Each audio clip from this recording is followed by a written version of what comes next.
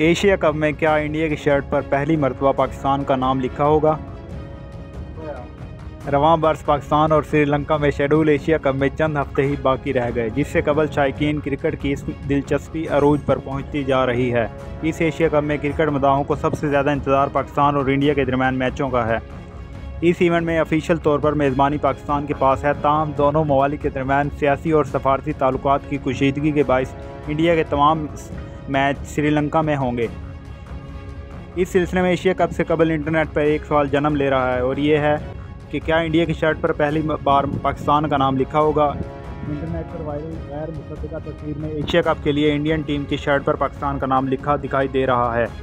यहाँ ख्याल रहे कि 2021 में यूएई और ओमान के खेले गए आईसीसी T20 वर्ल्ड कप की मेज़बानी इंडिया के पास थी।